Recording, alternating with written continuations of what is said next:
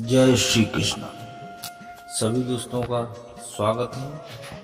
आज कुछ दिनों बाद फिर से एक भगवान श्री कृष्ण बांके बिहारी जी की कहानी लेकर आए और ये कहानी है एक किसी आयुर्वेदिक संस्था से रिटायर हुए वैद्य जी की। तो आइए जानते हैं इस कहानी के बारे में।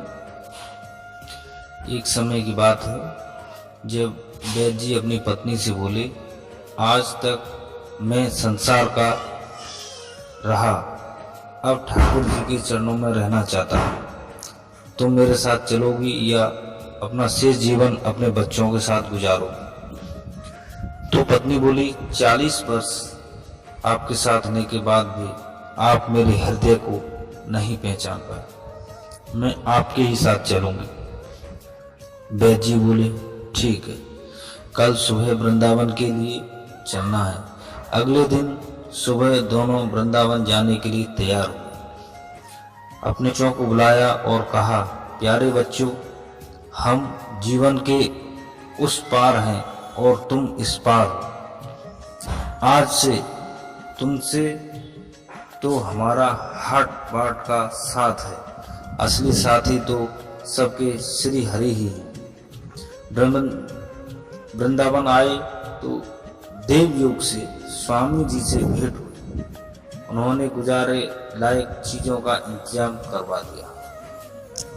दोनों का आपस में बोलना चलना भी कम हो गया, केवल नाम जपने में लगे रहते और स्वामी जी का सत्संग सुनते। यही रोज का उनका रोजमर्रा जिंदगी का चलन हो गया। दोनों पत्नी पत्नी बहुत खुश थे प्रभु की भक्ति।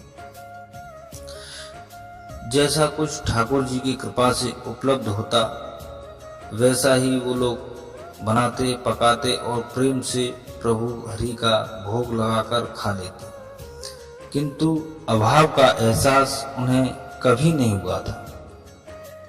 एक बार जाड़े का समय था, 3 दिन से दोनों ने कुछ नहीं खाया था।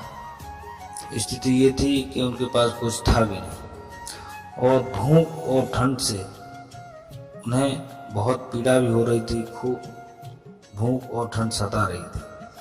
अचानक दरवाजे पर तभी किसी ने दस्तक दी। वैद्य जी ने उठकर दरवाजा खोला।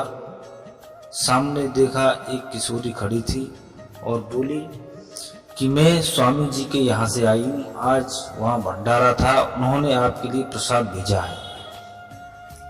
वैद्य जी ने प्रसाद का टिफिन पकड़ा, तभी एक किशोर अंदर आया और दोनों के लिए गर्म बिस्तर लगा दिया। वैद्य जी की पत्नी बोली, ध्यान से बच्चों, हमारे यहाँ रोशनी का कोई प्रबंध नहीं है, कहीं आप दोनों को चोट न लग जाए।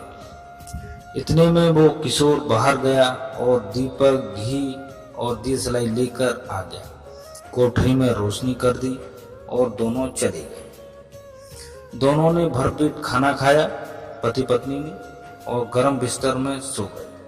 अगले दिन स्वामी जी का टिफिन वो लोग वापस करने गए तो उन्होंने कहा स्वामी जी ने कि टिफिन तो हमारा है, पर यहाँ कल कोई भंडारा नहीं हुआ था और न ही उन्होंने कोई प्रसाद भेजा, अन्य किसी ने भिजवाया होगा ऐसा लगता है।